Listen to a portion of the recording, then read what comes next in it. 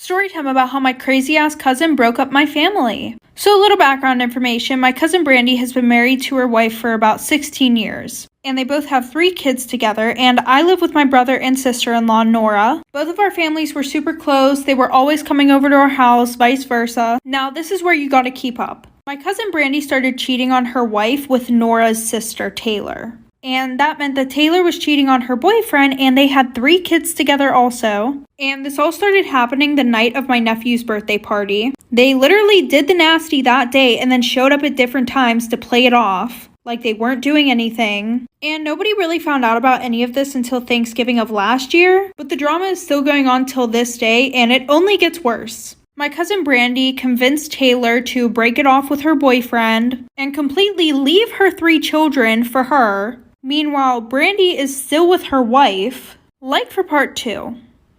Part 2 about how my crazy ass cousin broke up my family. So like I said, my cousin Brandy talked Taylor into leaving her boyfriend and her 3 kids for her. Meanwhile, Brandy didn't even leave her wife, and she was planning on buying a house and adopting 2 out of the 3 kids that they have. But Taylor was low-key manipulated and low-key ignored every single red flag. So she did just that. She literally broke up her family for Brandy. And to this day, Brandy is still with her wife. And you would have thought that Taylor would have been like, okay, fuck this. But no, actually, instead, Taylor and Brandy decided that they were going to say that Taylor's boyfriend beat them both so he could get sent to jail and they could still do the nasty on the low. And then Brandy twisted the whole situation of what actually went on to make my family cut me, my brother, and my sister-in-law all off. So that way she didn't seem like the bad guy. And now I'm not allowed to see Brandy's daughter, who I'm really close with. Like, she literally will track her location, and if she's even near my house, she'll be grounded. Story time about how my father bribed my boyfriend to not break up with me. Disclaimer, is not my story time, it's on my Instagram. Unfortunately, I have a lot of anxiety and I'm a very, very shy person. So it's always been hard for me to find friends and even harder to date men. I'm 37 and I've only ever been on 1 date. I come from a Latin family and this is unforgivable to them. Since I turned 20, my family has always asked me every single day of my life when I'm gonna find a man. As you can imagine, this adds even more to my anxiety because I just feel extremely pressured. Remember that 1 date I went on? Well, that was actually set up through my parents. I was 25 years old and my mom started getting personal training. Her personal trainer is the one she set up the date with. And this guy was a nightmare. He was rude to the waiters of the restaurant we went to, and immediately after that I just left. I didn't even give him a second chance. As you can imagine, my parents were furious. My mom actually told me that she wanted me to marry this guy, and I was like, have you met him? I've always been completely misunderstood. Fast forward to me being 37, I landed my dream job in New York City and I moved away from home. I was happy being independent and moving away from my parents. I even lost my virginity and I was happy about it. Part 2 is up.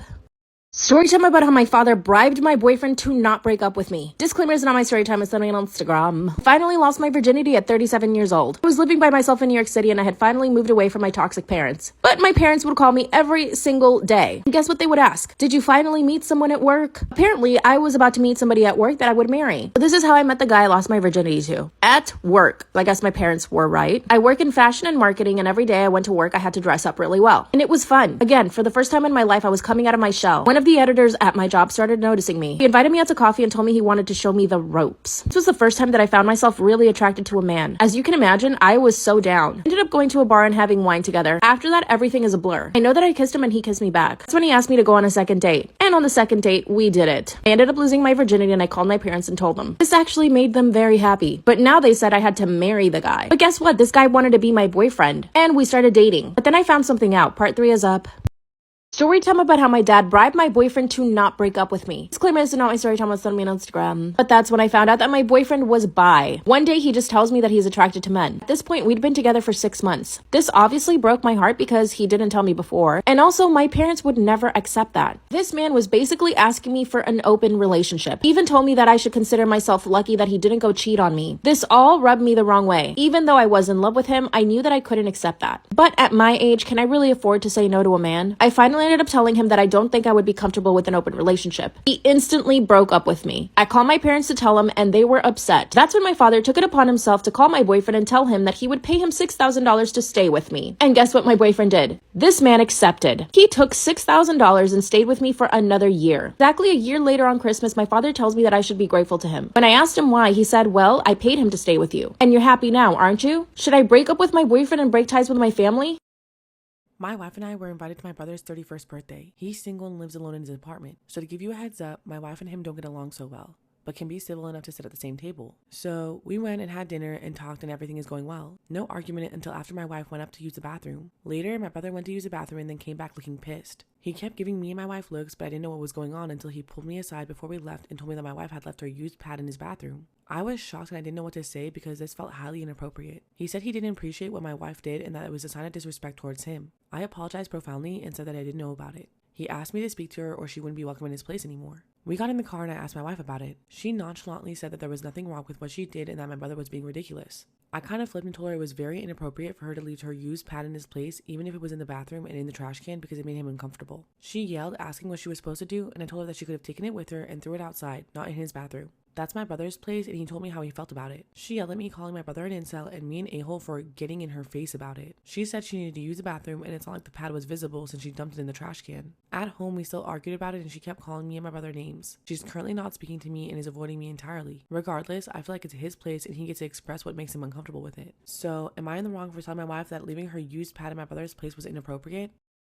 I'm a college student and this is my last semester until medical school. I've never been able to get a loan. I've worked for 5.5 years to get this degree because I have to pay out of pocket, so it takes way longer. I've worked 2, sometimes 3 jobs at a time and barely had a social life. For this upcoming semester, I reached my goal for tuition, so I quit one of my jobs so I could relax a bit. I was a server bartender at 2 bars and an office job, so I always have cash hidden in my apartment in a box. And before the semester starts, a week or 2 before, I deposit it so that I could pay my tuition. My boyfriend sometimes stays over while I'm there or when I'm not. Since I've been saving for this semester, he's the only one who's been over. I've never told him about the box, but he knows that I have to pay for school. Well, yesterday night I get home to put money in the box because I was going to deposit it today and it's all gone. I freaked out and tore my apartment apart thinking that I put it somewhere else, knowing that I didn't. I called my boyfriend like crazy and no answer. I didn't sleep last night and I was panicking. Then this morning he finally calls me back. I'm yelling at him about the money and he's acting all confused and like I'm crazy. He comes over and I'm still pissed off. After a while, he finally admits that he took it so that he could borrow it and he'll pay me back. Where the hell is he going to get $14,000 from in 2 weeks? I went into a rage and I called the police and reported a theft because that's what he did. Well, it's been hours now and I guess he got his phone call because his family has been blowing up my phone and his mother has said some really hurtful and racist things to me. They've been harassing me for the past 6 hours now and it's stressing me out even more, and I hate that I'm feeling bad for him, but he stole my money that I've been saving for months. His brother did call and he was respectful and said that they'll help him pay it back and that I should just go to the police station with him and tell them that I want to drop the charges, but I really don't believe them. I could do that and never get my money back still. I don't know what to do and I hate that I'm contemplating doing this. I'm just really pissed off and I've been crying all fucking day. Am I in the wrong for getting my boyfriend arrested? I found out that I was pregnant a month ago. I've been on birth control since I was 15. Same pill. I'm enrolled in school, have a job, and an apartment in a city close to home. I have a cat too. Everything was perfect. 6 weeks ago I missed my period. Waited 10 days, missed my period. This wasn't normal. I originally started the pill because of my irregular period.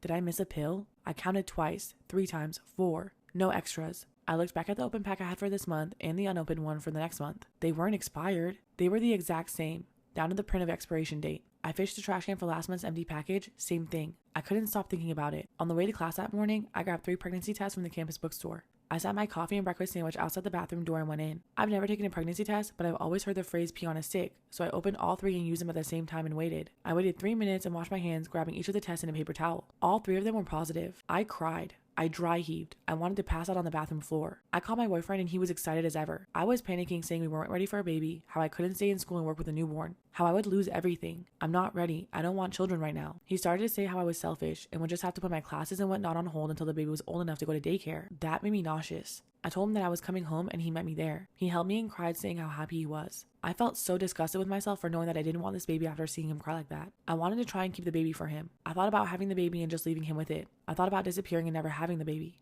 But after a few days, I had to ask what he thought of me getting rid of the baby. He told me that he would hate me. He would never speak to me again. He laid into me, going on and on about me being a baby killer, how I was selfish, evil, and immature for even thinking something like that. We got into a huge argument from there and I made him leave. He broke my TV and my favorite vase. I cried over this for days, begging him to take me back. He said he would if I kept the baby. Needless to say, he didn't take me back. I spent every night after drinking bottle after bottle of Jim Beam whiskey, apple flavored, my dad's favorite. I miscarried in the dead of the night on Thursday. Thought I had a real bad stomach bug until I saw the blood in my toilet. My neighbor took me to the hospital where my now ex's sister works. He showed up with my mom, and his dad. While she half hugged me, his mom and his dad made comments about how I probably did this on purpose considering I didn't want the baby anyway. I just kept my mouth shut. My mom asked if they were here to support me or their son, and if they weren't here for me, then they should just leave. They started arguing and eventually it got loud and security escorted everyone out. But not before my ex and his family could start shouting at the top of their lungs how I'm a baby killer and I'm going to hell, etc. I'm in so much pain. I'm so tired and I'm was so angry everything had to come to this. I really loved him, and now I feel like I'm losing everybody because of this. My ex was 23 and I'm 19. I'm trying to convince myself that the miscarriage isn't my fault, but I still feel like shit.